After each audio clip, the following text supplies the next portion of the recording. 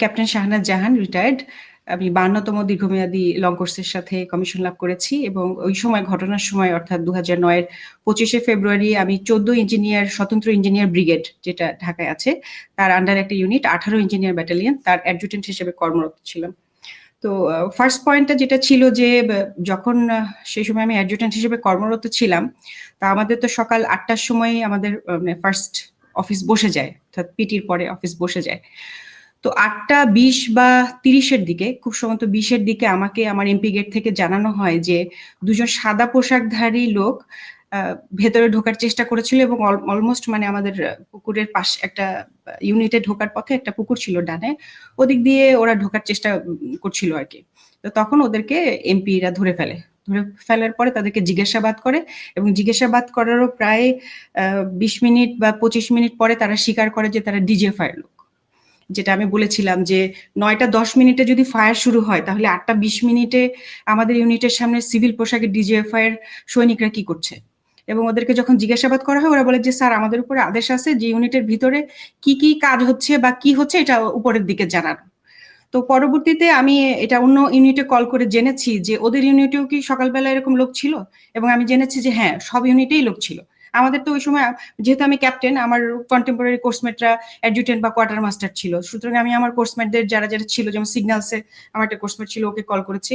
সব ইউনিটেই ডিজিএফ এর লোকজন বসেছিল 8টা বা 8:30-টার দিকে। এটা হলো একটা পয়েন্ট যেটা আমি প্রশ্ন রেখেছিলাম যে তাহলে কি ডিজিএফআই কিছু জানতো আগে থেকে? না জানলে আপনার আমরা তো কিছুই জানতাম না। তার আগের দিন কোনোদিন এরকম কোনো ঘটনা হয় নাই যে সিভিল পোশাকে কেউ ঢোকার চেষ্টা করছে, কিন্তু ওই দিন কেন? এবং ওদের উপরে আদেশ হচ্ছে যে আর্মির ভিতরে কি হচ্ছে, আমাদের ভেতরে কোনো অশান্তি সৃষ্টি হলো কিনা, আমাদের এখানেও কোনো বিদ্রোহ হচ্ছে কিনা, সেই রকম বিষয়গুলো উপরের দিকে জানানো। এটা গেল ফার্স্ট পয়েন্ট। তো ওই দিন আমরা মুভ করতে পারিনি, মানে যেদিন 25শে ফেব্রুয়ারি ঘটনা হলো সেদিন সকালবেলা যখন ফায়ার হওয়ার পরপরই আমাদের ইউনিটের বিভিন্ন অফিসারদের কাছে সমানে কল আসছিল যে তোমরা কখন আসবা, কিন্তু আমাদেরকে বেসিক্যালি বাধা দিয়েছিলেন আমাদের ব্রিগেড কমান্ডার নিজে, যিনি হচ্ছেন ব্রিগেড কমান্ডার ওয়াহিদ স্যার। তার কথা আমি বলেছিলাম যে উনি মাত্র 7 দিন বা 10 দিন আগে আমাদের ওখানে নতুন পোস্টেড হয়েছিলেন, আগের যে ব্রিগেড কমান্ডার ছিলেন উনি চলে গিয়েছিলেন। এই যে পোস্টিং এর বিষয়টা, এটা হচ্ছে আমি বলবো যে এক একজন তো এক একটা পার্ট কভার করছে। আমি বলবো যে পোস্টিং এর বিষয়গুলা, যেমন কর্নেল কামরুজ্জামান জামান স্যার বললেন যে স্যারকে পোস্টেড আউট করে দেওয়া হলো।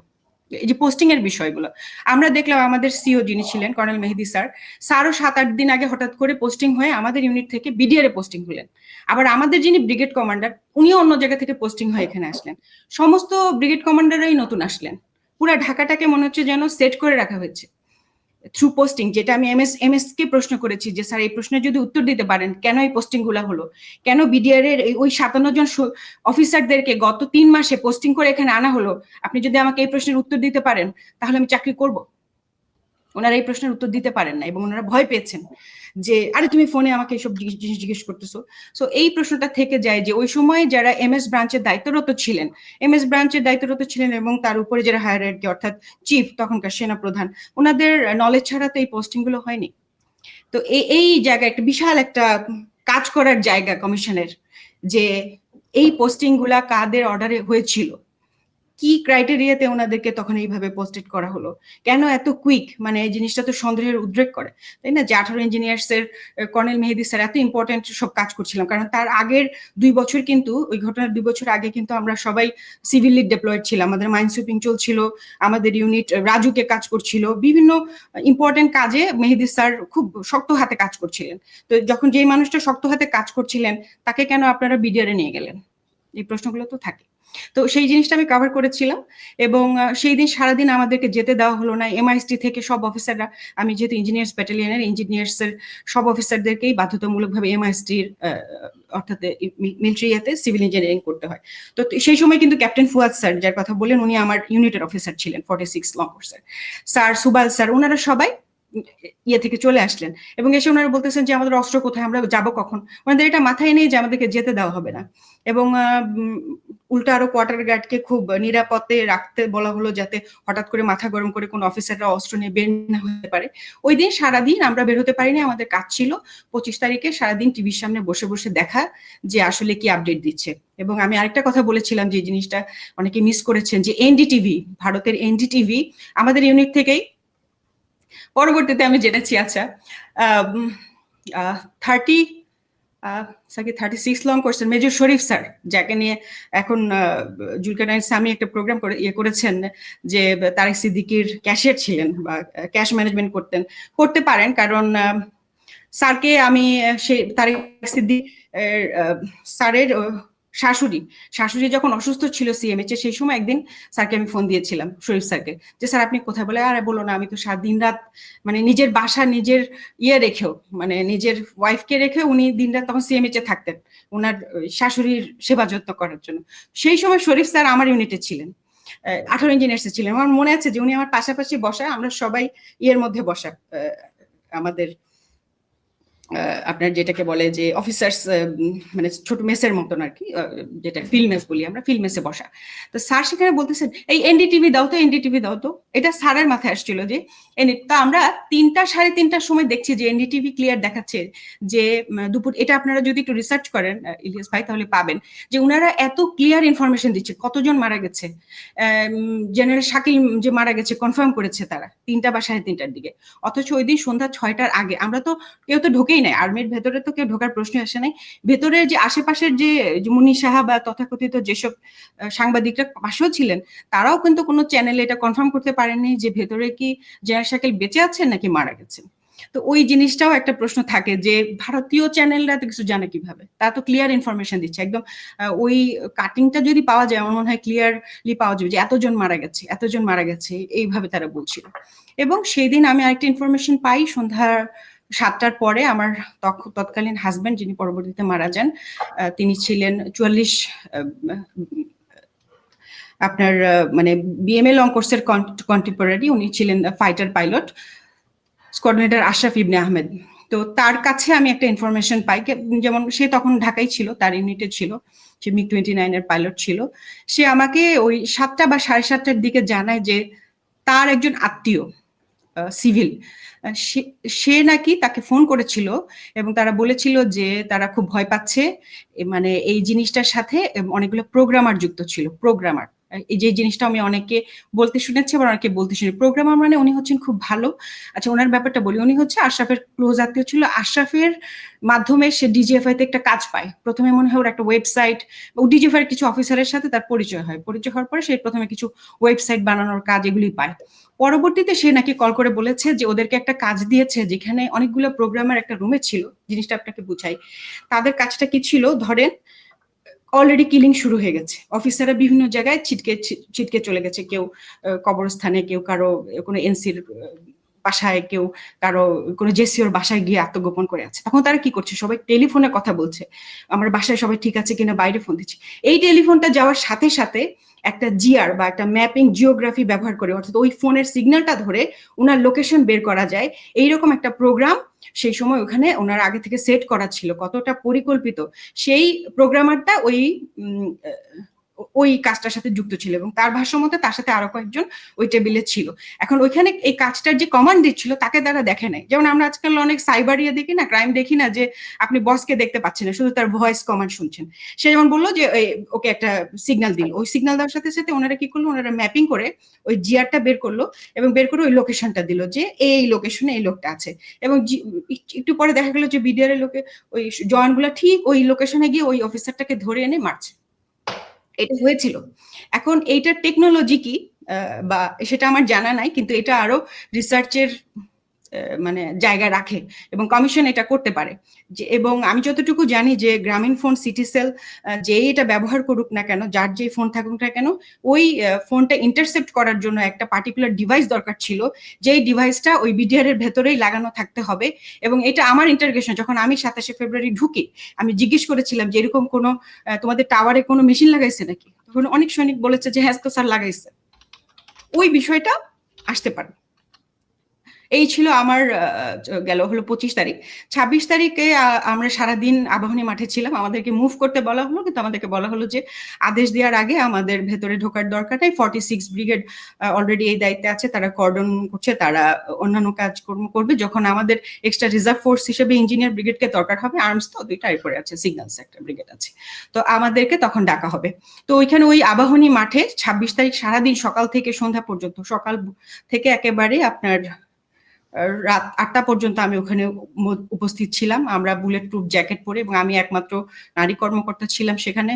আমাকে বলা হয়েছিল যে বিকাল 4টার দিকে আমাদের একটা ইউনিট প্রবেশ করবে, এবং আমাকে একটা ভার্বাল অর্ডার দেওয়া হয়। অর্থাৎ আমরা যখন কোনো অপারেশনে যাই, যেখানে একটা ফিল্ড অপারেশন হয়, সেখানে একটা ম্যাপ এঁকে যে কোথায় গিয়ে কে কোন পজিশন দখল করবে, সেরকম একটা অর্ডার দেওয়া হয়। আমার কাছে মনে হয় যে এই জিনিসটা আমাকে যিনি দিচ্ছিলেন, আমার সিনিয়র একজন অফিসার মেজর মাহবুব স্যার যিনি দিচ্ছিলেন, উনিও মানে আমি ওনাকে দেখে বুঝতে পেরেছিলাম যে উনিও বিশ্বাস করেছিলেন যে আমরা ভেতরে যাব। এটা খুব সুন্দর আমাদেরকে কাম ডাউন করার জন্য বা আমাদেরকে সান্ত্বনা দেওয়ার জন্য করা হয়েছে। না হলে এত দূর ভার্বাল অর্ডার দেওয়া পর্যন্ত মানে প্ল্যানিং করা, সেটা একটু আশ্চর্য তো বটেই। পরে আমি জানলাম যে আদৌ আমাদেরকে ঢুকতে দেওয়ার কোনো প্ল্যান ছিল না, কিন্তু মানে আমাদেরকে কাম ডাউন করার জন্য এই ধরনের একটা ফোনি মানে প্ল্যান করা হয়েছিল বা দেয়া হয়েছিল। আর ওই সময় যে ক্যাপ্টেন ফুয়াদ স্যার, সুবাইল স্যার, ওনারা অলরেডি 6 জনের একটা টিম, ওনারা আবাহনী মাঠ থেকে সামনে চলে গিয়েছিলেন, এবং ওনাদের সাথে মনে হয় ব্রিগেডিয়ার হাকিম স্যারের কিছু বাকবিতণ্ডা হয়। সেই বিষয়ে ওনারা ভালো বলতে পারবেন। এবং ওনাদের কাছ থেকে আমরা জানতে পারি যে ট্যাঙ্ক আসবে কোনো জায়গা থেকে, কিন্তু ট্যাঙ্কের সাথে ট্যাঙ্কের গোলা আসেনি। এটাও আমার মনে হয় কমিশন বিচার করে দেখতে পারে যে ট্যাঙ্ক যদি সত্যি এসে থাকে, তার সাথে কেন গোলা আসলো না। আর এই যে পুরো একটা নাটক বা দেখানো, এদের পেছনে কারা ছিলেন, বা ওনারা কি এটা ইচ্ছা করে করেছেন কিনা। আর 26 তারিখের বিকেল বেলা যখন অলরেডি সন্ধ্যা ঠিক মিলিয়ে গেল, আজান শেষ হয়ে গেল, কারণ ওই সময় ফেব্রুয়ারি মাস তো আপনার মানে 5:30 বা 6টার দিকেই সন্ধ্যা হয়ে যাচ্ছিল, তখন খুব নাটকীয় ভাবে বিডিআর এর ভেতরে বিভিন্ন ইলেকট্রিসিটি লাইন কেটে দিয়ে গেট খুলে দেওয়া হয় মানে ইচ্ছা করে, যাতে সৈনিকরা পালিয়ে যেতে পারে। তো সেই সময় আমি বলেছিলাম যে র্যাবের এক অফিসার ক্যাপ্টেন আশিক স্যার, যিনি ইঞ্জিনিয়ার্সে আমাদের সাথে ছিলেন, ক্যাপ্টেন আশিক স্যার আবার আমার সাথে 8 ইঞ্জিনিয়ার্সে চাকরি করেছেন রংপুর ক্যান্টনমেন্টে। এরপর ওনার র্যাবে পোস্টিং হয়, কিন্তু আমি স্যারকে চিনতাম। স্যার কিছু সৈনিককে যখন পালিয়ে যাচ্ছে, উনি না বুঝে ওদেরকে ধরে নিয়ে আসেন পিক আপে করে, র্যাবের পিক আপে করে করে আমাদের আবাহনী মাঠে আসেন। তো ওইখানে কিছু মানে ওই সময় একদম ফার্স্ট হ্যান্ড ওদের মুখ থেকে তো আমরা কিছু সাক্ষী কথাবার্তা শুনে ফেলতে পারি। এই ভয়ে মানে আমি ধারণা করি যে ওখানে আমার মনে আছে যে এরকম অনেক অফিসাররা, অনেক সৈনিকরা আমরা দাঁড়িয়ে আছি, ওর মধ্যে স্যার আসলেন পিক আপে করে তাদেরকে নিয়ে। তখন ওই অন্ধকারের ভেতরে এদিকে তো আমরা খুব অস্থির, প্রচন্ড মানে সবাই ইমোশনাল, কি হচ্ছে ভিতরে এগুলো নিয়ে যখন আমরা চিন্তা করছি বা কথা বলছি, সেই সময় দুজন সিনিয়র অফিসার ওনারা দুইটা ক্যাম্প স্টুল নিয়ে এক জায়গায় বসায়, এবং ওনাদেরকে দেখে খুবই মানে শান্তই মনে হচ্ছে, খুব একটা যে ওনারা চিন্তিত বা পায়চারি করছেন এরকম না। আমি আবার আমার পরিচিত আরেক সিনিয়র স্যারকে বললাম যে স্যার এই স্যার দুজন কারা, যে একটু দূরে বসে আছে, বোঝা যায় যে অনেক সিনিয়র, মানে আমাদের সিনিয়র লেভেলের কেউ হবেন, মেজর জেনারেল বা তার উপরে। উনি বললেন যে ওই যে ডান পাশে যাকে দেখতেছো উনি হচ্ছে ডিজিএফআই, আর ওই পাশে যে দেখতেছো বাম পাশে উনি ডিজিএনএসএল। এবং ডিজিএফআই যাকে বলেন, উনি তখন উঠে এসে ইয়েকে বকাঝকা করেন ক্যাপ্টেন আশিক স্যারকে, যে তুমি কার পারমিশনে এদেরকে ধরে নিয়ে আসছো। আমাদের মনে হচ্ছিল যে কার পারমিশনে, মানে এরা তো, স্যারও বলতেছিলেন স্যার এরা তো স্যার মানে সৈনিক, এরা তো স্যার খুন করেছে স্যার, এরা পালিয়ে যাচ্ছিল স্যার, এদেরকে ধরবো না, মানে এটা আমাদের মাথায় নেই যে এদেরকে ধরা যাবে না, এদেরকে তো ধরতেই হবে। উনি ওনার কমন সেন্স থেকে ধরে নিয়ে আসছেন। তখন উনি উল্টা বিরক্ত হলেন, ওনার সাথে অনেক ধমকাধমকি করলেন, এবং আমাকে দায়িত্ব দেওয়া হয়েছিল যে এই সৈনিকদের ব্যাগ এবং বডি সার্চ করে ওনাদেরকে পুলিশে হস্তান্তর করে দেওয়ার জন্য। এটা তো পুলিশের কিছু না। এখন আমার মনে হয় যে পুলিশ কি করবে, আর্মির কেস, আর্মিতে তারা ইয়ে করতে পারে। মানে পুলিশের একটা ভ্যান ডেকে আনা হলো, ওই যে যেগুলো যে বাস যেগুলো আর কি, ওদের যে ব্লু বাসগুলো থাকে, প্রিজন বাসগুলো, ওই বাসে তাদেরকে এখান থেকে হস্তান্তর করা হবে। তো যখন ওদের ব্যাগ সার্চ করছিলাম, তখন আমি অনেক লুটের শাড়ি এবং জুয়েলারি দেখেছিলাম, সে যে কথাটার সাথে মিলে। এবং আমি একটা দুইটা সৈনিকের সাথে পাশাপাশি কাছাকাছি কথা বলেছি যে তোমরা কি আসলে মারছো, তোমরা কি ওখানে ডেড বডি দেখছো। তখন সে বলছে হ্যাঁ স্যার, অনেক লাশ, রোমে রোমে লাশ স্যার, রোমে রোমে রাইখা তালা দিয়ে আসছি স্যার। এবং ওর চোখটা, একটা ছেলেই শুধু ওইভাবে কথা বলতেছিল, ওর চোখটা এত মানে ঠান্ডা এবং মানে লাল হয়েছিল যে আসলে মনে হচ্ছিল যে খুব গায়ে কাটা দেওয়ার মতন অবস্থা আর কি। আর আরো 2-3টা সৈনিক দেখলাম তেমন কিছু জানে না, বলছে স্যার আমরা কিছু জানি না স্যার, আমাদেরকে ভয় দেখাইছে স্যার, আমাদেরকে যেভাবে বলছে আমরা সেরকম করছি। তো বুঝলাম যে কিছু কিছু 2-1টা আছে ওরা এগুলা ডাইরেক্ট কিলিং করেছে বা ওই পরিকল্পনার সাথে ছিল, ম্যাক্সিমামই আসলে ওরা জানেই না যে ওরা কিসের মধ্যে পড়েছে, এরকম একটা অবস্থা আর কি। এই গেল আমার দুটা কথা। যদি আমি 26 তারিখ ধরি, একটা হচ্ছে যে ডিজিএফআই কেন আমাদেরকে বাধা দিলেন, উল্টা আর আমাদের সাথে রাগ করলেন যে কেন তোমরা পলাতক এদেরকে ধরে নিয়ে আসলে, তাদের তো পালিয়ে যেতে দেওয়া হচ্ছিল অন্ধকার করে, লাইন কেটে যে তাদেরকে পালিয়ে যেতে দেওয়া হচ্ছিল, এই বিষয়টা অবশ্যই ওই সময় সমস্ত পত্র পত্রিকায় এসেছিল। আর 3 নাম্বার হচ্ছে যে এই যে এরা যে মানে বলল যে এরা ঠিক জানে না কে তাদের কমান্ড করছে, এই যে জিনিসটা সবার মুখ ঢাকা ছিল। সো কে কাকে কমান্ড করছে এটা তো চেহারা, যেমন আমার সৈনিক কিন্তু সবাই সবাইকে চিনে, একটা ইউনিটের আমি সবাইকে চিনি যে আমাকে অমুক স্যার এটা বলেছে। একে তো ওখানে হচ্ছে প্যারেড উপলক্ষে বিভিন্ন ইউনিটের সৈনিকরা এসেছিল, সবার মুখ ছিল বাধা, এই জন্য ওরা জানতো না যে কার কমান্ডে তারা কাজ করছে। এবং 27 তারিখে আমি সার্চ অ্যান্ড রেস্কিউ অপারেশনের অংশ হিসেবে আমাকে ভেতরে পাঠানো হয়, যেখানে আমি মেজর মাহবুব স্যারের নেতৃত্বে একটা টিম নিয়ে সার্চ অ্যান্ড রেস্কিউ অপারেশন করি, যেখানে আমার সবচেয়ে গুরুত্বপূর্ণ যে সাক্ষী সেটা হচ্ছে যে আমি অন্য কোনো দেশের আমি জানি না বা অন্য কোনো বাহিনীর মানে অস্ত্রের ব্যবহৃত সিলিং পেয়েছিলাম 27 তারিখ সকালবেলা। এবং 2 নাম্বার হচ্ছে যে আমাদেরকে জানানো হয় যে ওখানে সিআইডি কেন টেক ওভার করবে, যে আর্মির একটা বিডিআর আর্মি তো একই কাছাকাছি ধরনের ফোর্স, তো এই ধরনের ইয়েগুলো আপনার কোর্ট অফ ইনকোয়ারি গুলো তো সিআইডি করার কথা না। তো সিআইডির প্রধান আব্দুল কাহার আকন্দকে বানিয়ে সেই সময় অফিসার্স মেসের নিচে একটা খোলা হয়, একটা সেল খোলা হয়, এবং আমাদেরকে বলা হয় যে সার্চ অ্যান্ড রেস্কিউ অপারেশনের কোনো কিছু সন্দেহজনক অথবা কোনো আলামত পাওয়া গেলে এই বিষয়গুলো সিআইডি কে জানানোর জন্য।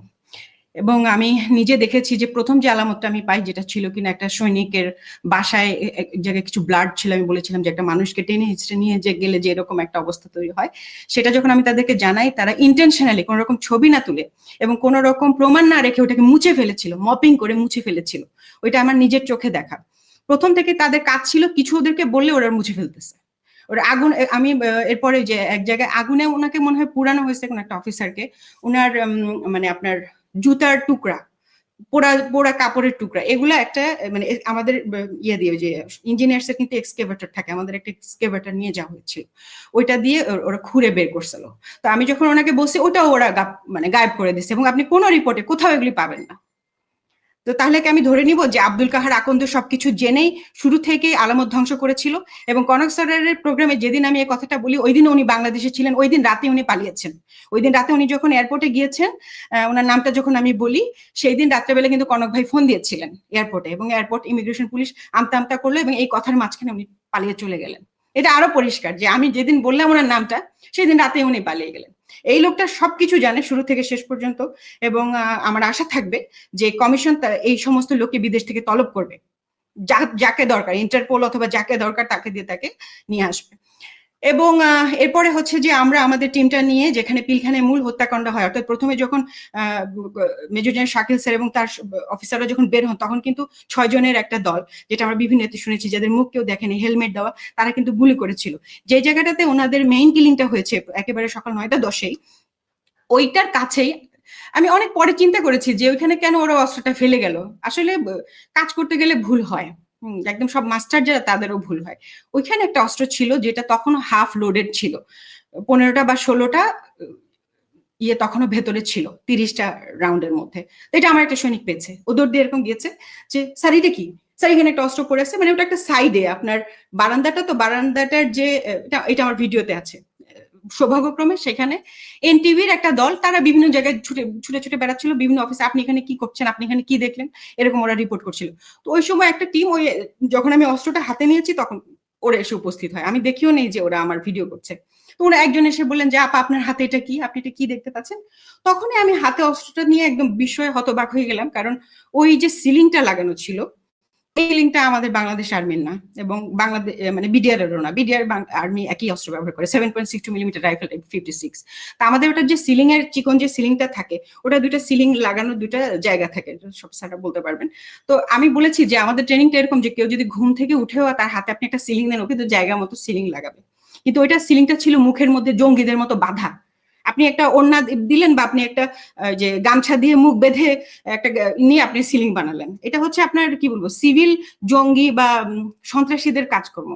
তো ওর ওই সিলিংটা ওটা মুখ দিয়ে বাঁধা, এবং ওই যে সিলিংটা ওটা আপনি মানে আমাদের মিলিটারি সিলিং, মানে কিন্তু মানে আমাদের বাংলাদেশ আর্মির না। আমি মিলিটারি কেন বলতেছি, ওই যে ওরকম হালকা জলপাই কালারের কিন্তু এরকম মোটা একটা সিলিং, যার মধ্যে বড় করে টাইগার লেখা। টাইগারটাও মানে ভেতরে করা বুনা, মানে এটা এমন না যে পরবর্তীতে কেউ প্রিন্ট করেছে। এটা একটা সত্যিকারের ordinance item, but not from our country.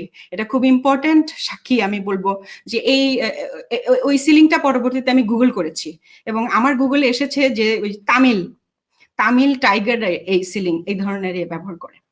আমার মনে আছে যে ওই সময় আরেকজন মেজর, উনিও এরকম কিছু আইটেম পেয়েছিলেন, যেমন বাইনোকুলারের খাপ, তারপরে অন্য ধরনের কিছু অ্যামুনেশন, এগুলো পেয়েছিলেন। এবং ওই ভিডিও ফুটেজটাও ওই দিন রাতে বেলায়, যেদিন এনটিভিতে দেখানো হয়, আমারটা তো দেখানো হয়, স্যারেরটাও দেখানো হয়, আমার দুইটা ফুটেজ দেখানো হয়।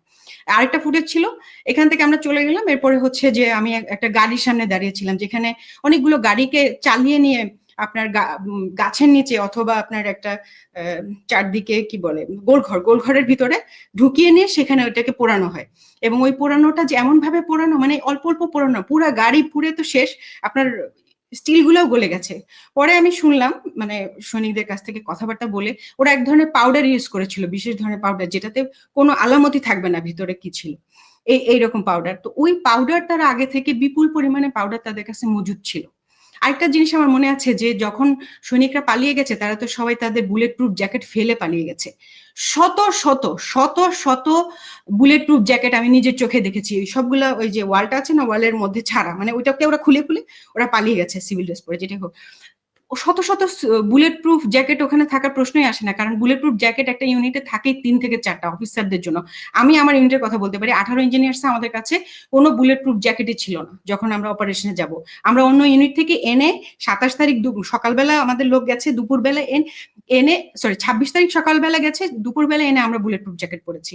ওদের কাছে এই চালান কিভাবে আসলো?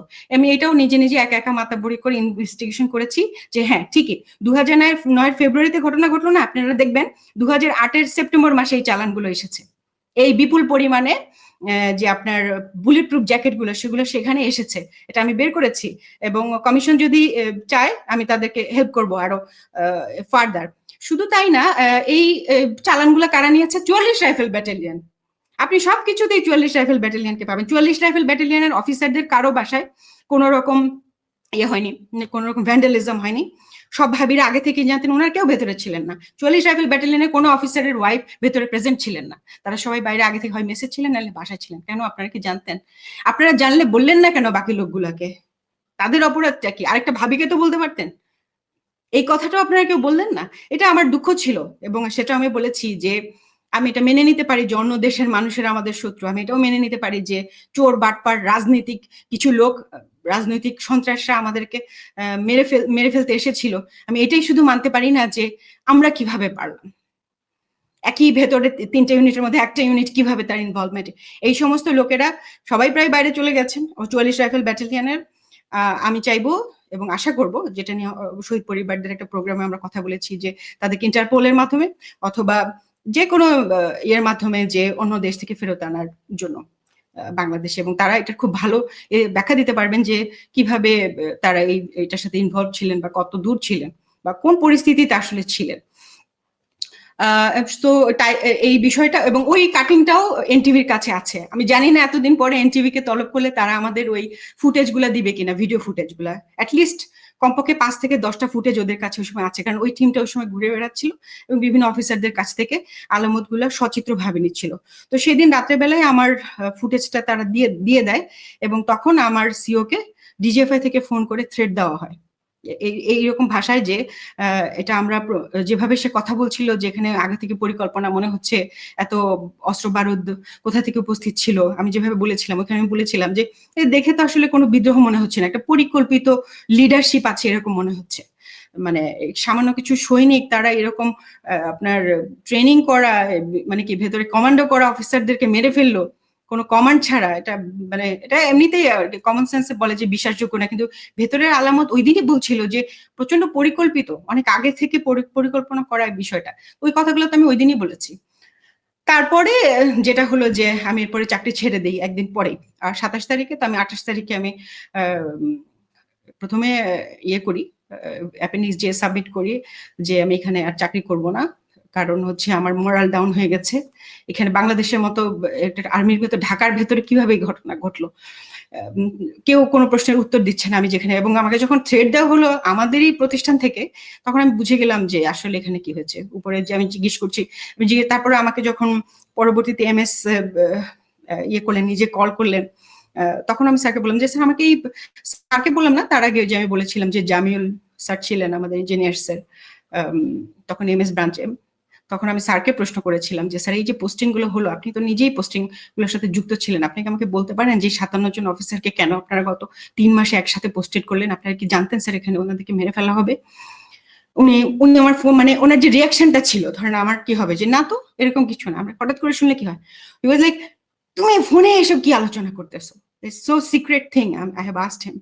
সো উনি আমার ফোনের লাইনটা কেটে দিয়ে আবার অন্য লাইন থেকে কল করেছেন, টিএনডিতে কল করেছেন, যেটা আর্মির লাইন আর কি। সেটাতে উনি বললেন যেটা অনেক সিনিয়র হাই লেভেলের বিষয়, যেটা আমরা জানি হাই লেভেলের বিষয়টা, প্রাইম মিনিস্টার নিজে যুক্ত ছিলেন, ইন্ডিয়া প্রেজেন্ট ছিল। এগুলাতে আমি কর্নেল মোস্তাফিজ স্যারের প্রোগ্রামে দেখলাম ইন্ডিয়া তার ফোর্স নিয়ে বিভিন্ন পয়েন্টে পয়েন্টে কিন্তু উপস্থিত ছিল, এবং ইন্ডিয়ান ফোর্স নিজেই সেটা তার ইয়েতে ওয়েবসাইটে প্রকাশ করেছে, যেটা মোস্তাফিজ ভাই স্যার একটা ইয়েতে বলেছেন। সো ওইটা হচ্ছে হাই লেভেলের বিষয়, যেটা আমরা কেউ জানতাম না। এবং পরবর্তীতে আমি যখন চলে যাওয়ার জন্য রিকোয়েস্ট করি, এমএস আমাকে বলেন যে তোমাকে এসএসএফ এ পোস্টিং দিচ্ছি। এসএসএফ আমার পোস্টিংও হয়, কিন্তু এসএসএফ পোস্টিং হওয়া মানে শেখ হাসিনাকে প্রোটেকশন দেওয়া, যেটা আমি অবশ্যই করব না। এবং সে কারণে পরবর্তীতে আমি সব কোন রকম সুযোগ সুবিধা ছাড়াই যাতে তাড়াতাড়ি বের হতে পারি, সেই কারণে, যার কারণে আমি জানতাম যে ওনারা আমাকে ছাড়বেন না সহজে, ভেতরে রেখেই টর্চার করার চেষ্টা করবেন। এবং ওনারা বলেছেন যে আমি যেহেতু আমার অ্যাপেন্ডিক্স যেতে লিখেছি যে আমি হাইলি ডিমোরালাইজড, এবং আমি মনে করি না যে ভবিষ্যতে বাংলাদেশ আর্মি আমাকে প্রোটেক্ট করতে পারবে যদি এই ধরনের অ্যাটেম্পট আবার হয়। এটা তারা পারবে না, বিধায় আমি চলে যাচ্ছি। ওই আমার ওই ধরনের স্টেটমেন্টের জন্য আমাকে বলা হয় প্রধানমন্ত্রীর দপ্তর থেকে যাতে আমি আমার কথা চেঞ্জ করি এবং অন্য ইয়েতে যাওয়ার চেষ্টা করি। মানে তারা তাদের যেটা আর কি আর্মির যেটা সুযোগ সুবিধা বা ফেসিলিটি, সেটা দিয়ে সেটা নিয়ে আমি যেতে পারবো না। So I just gave up, দরকার নেই। আমি আমার অ্যাপেন্ডিক্স কে দিয়ে আমি কমিশন সমর্পণ করে বের হয়ে আসি। আচ্ছা, শাহনাজ ম্যাডাম, আপনাকে যে শেষে বলা হলো যে আপনি আপনার বক্তব্য পরিবর্তন করতে হবে, এটা কি প্রধানমন্ত্রী কার্যালয় থেকে? এটার একটা ক্রনোলজি ছিল, সেটা হচ্ছে যে আমরা যে অ্যাপেন্ডিক্স যেটা সাবমিট করি, এটা তো প্রথমে মানে অ্যাডজুটেন্ট হিসেবে, খুব জুনিয়র হিসেবে আমি আমার অ্যাপ্লিকেশন করার পর এটা আমার সিওর কাছে যাবে, কমান্ডিং অফিসার কাছে যাবে, তারপরে যাবে ব্রিগেড কমান্ডারের কাছে, তারপরে এটা উপরে যাবে। তো আমার কমান্ডিং অফিসার ওটা দেখেছেন, উনি ভেবেছিলেন যে এটা দেওয়া হবে না, কিন্তু উনি কিন্তু অ্যাপ্রুভ করেছেন, মানে ওটার উপরে লিখেছেন ঠিক আছে যেটা আছে সেটা। প্রথম আমাকে ব্রিগেডের ওয়াহিদ সাহেব, যার কথা বলছিলাম, যিনি আমাদের বাধা দিচ্ছিলেন ইউনিটে, ওনার কাছ থেকে প্রথম বাধা আসে। উনি প্রথমে বলেন যে এটা চেঞ্জ করার জন্য শাহনাজকে বলো, মানে উনি আমার সিও কে বলেন। এবং উনি আমাকে একটা ইন্টারভিউতেও ডাকেন, মানে আমাকে বুঝানোর জন্য যে আমি যাতে আর্মিতে থাকি, কারণ এটার জন্য ওনাকে উত্তর দিতে হবে যে তোমার অফিসার কেন চলে যাচ্ছে। তো তখন আমি ওনাকেও প্রশ্ন করেছিলাম যে আপনি কি আমাকে উত্তর দিতে পারেন যে আপনি কেন একটু ইমোশনাল হলেন না, আপনার কোর্সমেটটা মারা গেল, আমরা যেখানে কান্নাকাটি করছি। তো উনি এটার উত্তর দিতে পারেননি। তারপরে আমাকে বললেন এখান থেকে যায় তুমি কি করবা, বাইরে গিয়ে কি চাকরি করবা তুমি, বেশি হইলে একটা বাচ্চার মা হবা। খুব মানে মানে শ্লেষমাপূর্ণ ভাষায় উনি আমার সাথে এগুলো বলেছিলেন। আমি তখন বললাম স্যার প্রয়োজনে তাই করবো, এখানে বসে ক্রাইম করে, এটা তো ক্রাইম হচ্ছে স্যার, এখানে থেকে আমরা ভেতরে থেকে ব্রাদার অফিসারদের মেরে ফেলতেছি, সেটা করবো না। এবং আপনি যদি আমাকে না ছাড়েন, আপনি আমাকে স্যালুট দিতে দেখবেন না, আপনাকে স্যালুট দিব না, এই কথা বলেছিলাম। এটাতে স্যার স্বাভাবিকভাবে রাগ করেছিলেন, কিন্তু উনি এটা ফরওয়ার্ড করেছিলেন আমার, যেহেতু আমি চেঞ্জ করি নাই আমার স্টেটমেন্ট, এবং এগুলাই লিখেছি আমি সব। আমি এমনকি এটাও লিখেছিলাম যে মেজর জেনারেল, আমি জানি না আমার ফার্স্ট ইয়েটার কপিটা কোথাও আছে কিনা, মেজর জেনারেল শাকির স্যারের বাসায় যে একজন প্রেগনেন্ট মহিলাকে পাথর দিয়ে হত্যা করা হয়েছিল, মেজর দেলোয়ার স্যারের ওয়াইফকে। তো ওই বিষয়টার মানে আমাকে খুব বেশি আসলে ট্রমাটাইজড করে দেয়, যে যেখানে আর্মির ভিতরে একটা ইউনিটের ভিতরে একজন তার প্রধানের বাসায় তার একটা গেস্টের ওয়াইফকে এভাবে মেরে ফেলা হয়, মানে এটা দেখার পরে আমার সমস্ত বিশ্বাস উঠে গেছে। এই কথাটাও আমি মেনশন করেছি যে আমাকে আর্মি কোনোদিন প্রোটেকশন দিতে পারবে না যদি আমার ইউনিটের ভিতরে এরকম কিছু আপনি তো দেশ ছাড়েন ওই কতদিন পরে? সরি, আপনি আমি তো দেশে ছিলাম, আমি কখনো দেশ ছাড়িনি। ও আমি আচ্ছা, সবসময় দেশে ছিলাম, দেশে চাকরি করেছি, বিভিন্ন সিভিল প্রতিষ্ঠানে চাকরি করেছি। আপনার কখনো কি মানে আপনার মনে হয়েছে যে আপনাকে কেউ ফলো করছে, কেউ মারার জন্য কোনো আ ষড়যন্ত্র হচ্ছে, কোনো ঝুঁকিতে পড়েছিলেন যেটা মনে হয়েছে যে প্ল্যান্ড একটা বিষয় ছিল এরকম কিছু? ৯-১০ এর পরে যেটা হয়েছে যে আমার যেটা মনে হয়েছে যে আমার হাসব্যান্ডের মৃত্যুটা রহস্যজনক। তারা ওই পর্যন্ত করেই থেমে গেছে। আমার হাসব্যান্ড যেভাবে মারা যায় ২০১০ এর ডিসেম্বরে, সেটা আমি কনক ভাইয়ের প্রোগ্রামে বলেছিলাম যে ব্ল্যাক বক্স তো থাকে ভেতরে, ব্ল্যাক বক্সে শোনা যাওয়ার কথা, মানে একটা প্লেন ধ্বংস হয়ে গেল, তার ব্ল্যাক বক্সে তাদের কথোপকথন থাকবে। আমি বিভিন্ন স্কেলে বিভিন্ন জায়গায় ওই ব্ল্যাক বক্সে তাদের লাস্ট কি কথোপকথন ছিল সেটা জানতে চাই, এবং কেউই আমাকে এই ব্যাপারে হেল্প করেননি। মানে এবং মানে এয়ারফোর্সের পুরো ভাবচক্করটাই ছিল যে মানে হাস হাস আমরা সবকিছু বলবো না আপনাকে, বা মানে থাকে না যে আমি আরো বেশি বেশি বলার চেষ্টা করে, আমাকে সান্ত্বনা দেওয়ার চেষ্টা করে, এরকম ট্রাই করেনি তারা। এবং আমি তার মৃত্যুটাই আমার কাছে নর্মাল মনে হয় না এত বছর পরেও, যে এই MiG-29 এর পাইলট একটা PT-6 এর মতো সাধারণ একটা এয়ারক্রাফট এইটা চালাতে গিয়ে মারা পড়লো, এবং ইঞ্জিনের গোলযোগ যেটা আমি বুঝলাম যে ইঞ্জিনে তাদের একটা প্রবলেম ছিল। এবং মানে ওরা এই পর্যন্ত যদি করেও থাকে, তো আমার ধারণা এই পর্যন্ত করে তারা থেমে গিয়েছে। এবং এরপরে যেটা হয়েছে যে আমি যদিও দেশে ছিলাম না, কিন্তু আমি বিভিন্ন সময় বিভিন্ন দেশে বেড়াতে গেছি, এবং ওগুলো আমি ফেসবুকে পোস্ট করতাম। তো অনেকের ধারণা হতো যে আমার, ইভেন আমার কোর্সমেট বলি বা সিনিয়র বলি বা আশেপাশে কোর্সের যারা মানে যারা আসলে আমাকে খেয়াল করতো যে আমি কখন কোথায় যাচ্ছি, তারা ভাবতো যে আমি বাইরে আছি। কারণ আমি ইউএস এর ভিসা পেয়েছিলাম 5 বছর। আমি শেভরন বাংলাদেশে প্রথম চাকরি করি, সেটা একটা আমেরিকান কোম্পানি। আলহামদুলিল্লাহ আমি বের হওয়ার পরপরই শেভরনে জয়েন করতে পারি। তো সেই সময় আমেরিকান কোম্পানিতে কাজ করার সুবাদে তারা আমাকে 5 বছর ভিসা দিয়েছিল। আমি আমেরিকায় কয়েকবার বেড়াতেও গিয়েছিলাম। তো যখন আমি আমেরিকায় গিয়ে বিভিন্ন ছবি দিয়েছি, অনেকের ধারণা হয়েছে যে আমি মনে হয় আমেরিকায় চলে গেছি। এই কারণে আমাকে নিয়ে আমার ধারণা খুব বেশি হয়নি। জি, বুঝতে তারপরে পেরেছি। আবার ইউরোপেও গেছি, বিভিন্ন জায়গায় গেছি আর কি। ওইভাবে আমি খুব কন্ট্যাক্টও রাখি নাই, বা খুব বেশি গেট টুগেদারও যাইনি। আমরা যেদিন ভেতরে ঢুকি 27শে ফেব্রুয়ারি সকালবেলা, তখন আমি প্রথম মেজর মাহমুদ স্যারকে যখন বললাম যে স্যার আদেশ কি বা কি কাজ শুরু করবো, ওই দিন কিন্তু স্যার খুব হতাশ ভাবে বলছিলেন যে কি সব শুনছি এদের কাছ থেকে, কারা নাকি আসছিল, বাইরের লোক নাকি আসছিল, ওরা নাকি মাইক্রোবাসে করে চলে গেছে, তারপরে একটা প্লেনও লেট করে গেছে। অর্থাৎ 27 তারিখ, তো 26 তারিখে একটা মাইক্রোবাসে করে বাইরের যে লোকেরা ভেতরে ঢুকেছিল তারা বের হয়ে যায়। এটা বিডিআর লোকেদের ভেতরকার এদের সাক্ষীদের বক্তব্য। হ্যাঁ, ওরা বের হয়ে যায় এবং একটা প্লেন, যেই plane charter plane, special plane তাদের জন্য ওয়েট করছিল, এবং সেইটা মানে কিছুক্ষণ লেটও করে। এই বিষয়টাও আমি কনক স্যারের প্রোগ্রামে বলেছিলাম, এখানে মিস করেছি। এটা অবশ্যই বের করতে হবে যে ওই মাইক্রোবাসের ব্যাপারে অবশ্য পরবর্তীতে আমি অনেক কিছু শুনেছি। এমনকি টেলিভিশনে ওই সময় দেখানো হচ্ছিল যে দুনিয়ার কাউকে ঢুকতে দেওয়া হচ্ছে না, আর্মিকে ঢুকতে দেওয়া হচ্ছে না, কিন্তু রেড ক্রিসেন্টের একটা, রেড ক্রিসেন্ট যেটা সেনাবাহিনী দ্বারা পরিচালিত হয় এখনো, তো মানে হেড আমি শুনেছিলাম রেড ক্রিসেন্টের একটা মাইক্রোবাসকে কিন্তু ঢুকতে দেওয়া হচ্ছিল। কি গ্রাউন্ডে? মানবতার গ্রাউন্ডে। মানবতার কোনো গ্রাউন্ডে কোনো লোক ওখানে ঢুকতে পেরেছে? তাদের কিন্তু একটা ওই সময় ঢুকেছিল, এবং ওইটা ওই সময়কার ফুটেজ গুলোতেও আছে। তো ওইটা বের হয়ে যায়, এবং বিডিআর সাক্ষীদের কথা মতে ওখানের ভেতরে কিলাররা চলে যায়। এবং আমি অন্য সূত্র থেকে জানি, হয়তো ক্যাপ্টেন ফুয়াদ স্যার বলবেন, ফুয়াদ স্যার ওই মাইক্রোবাসটাকে আটকে ছিলেন, এবং উনি একবার খুলে ভেতরে দেখেছিলেন যে এরা কারা। উনি তো বুঝে নাই, মাত্র ড্রেস চেঞ্জ করে ওরা ইয়ে করছিলেন। তখন ইমরুল কায়েস স্যার নাকি এসে ধমক দিয়ে ওই একদম কে বলছে এখানে। এটা আমি স্যারের অন্য একটা ইয়েতে শুনেছি, স্যার যদি ডিরেক্টলি এখানে বলেন। তো আমার কথাটার সাথে ওই কথাটা মিলেছে, এই জন্যই স্যারকে কোট করলাম যে এখানে তো সৈনিকরা বলেছে যে মাইক্রোবাসে করে কারা চলে গেছে। এই খুব ইম্পর্টেন্ট কথাটা মিস মানে মানে মিস হয়েছে, যেহেতু আপনি ক্লুগুলা কালেক্ট করছেন। এই একটা। আর 2 নাম্বারটা হচ্ছে, সবসময় আমার মনের মধ্যে প্রশ্ন ছিল যে ওই সময় তো একটা ডিটেল এই যে ভিডিও ছবি ব্রিগেডিয়ার হাসান নাজির স্যারের কাছে ছিল, এমনকি লেফটেন্যান্ট জেনারেল জাহাঙ্গীর স্যার, যিনি বর্তমানে আমাদের স্বরাষ্ট্র উপদেষ্টা, উনি নিজে দেখেছিলেন এইসব ফুটেজ, তাই না? সুমন স্যার যেটা বললেন যে গুলজার স্যারকে যে মারা হবে সেজন্য যে কবর খোঁড়া হবে, এই ভিডিও যে একটা সৈনিক করেছিল, এইটা তো স্যার জাহাঙ্গীর স্যারকে দিয়েছিলেন। স্যার তো সেটা দেখেছেন নিজে। সেই কপিগুলা কোথায়? সেই যে মূল যে ওই সময়কার যে তদন্তর যে কপিগুলা, যেটা real copy, not the fake one, সেই কপিগুলো কোথায়? সে আলামতগুলা কোথায়? আর স্যার যদি ওটা নিজেরা দেখেও থাকেন, স্যাররা কি ওগুলা নিয়ে কোনো কথা বলবেন? এবং আমার মনে আসলে একটা খুব আশ্চর্য প্রশ্ন যে এইটা 5 মাস পরে কেন কমিশন হলো। আমরা তো কথা আজকে বলিনি না, আমরা কিন্তু একেবারে 5ই আগস্টের প্রোগ্রামের পরে 10 তারিখে সুমন স্যার 10 তারিখ বা আমি 12 তারিখে বলেছি। বাই দ্য ওয়ে এরপরে একটা ইন্টারেস্টিং, যে জন্য আসিফ নজরুলকে আমার সন্দেহ হয়, হঠাৎ করে আমাকে ব্রিগেডিয়ার হাসান স্যার বললেন আমার ওই এর পর যে আসিফ নজরুল আমাদেরকে ডেকেছেন, তুমি যেতে পারবে কিনা, মানে বিডিআর এর তখন একটা শোনা যাচ্ছিল যে একটা কিছু তারা করবেন। তখন আমাকে, আমি বললাম স্যার এত কুইক নোটিসে তো যেতে পারবো না, আপনি 10টায় বলেছেন 11টায় যেতে বলছেন, এত আমি এখন সচিবালয়ে যাবো কিভাবে।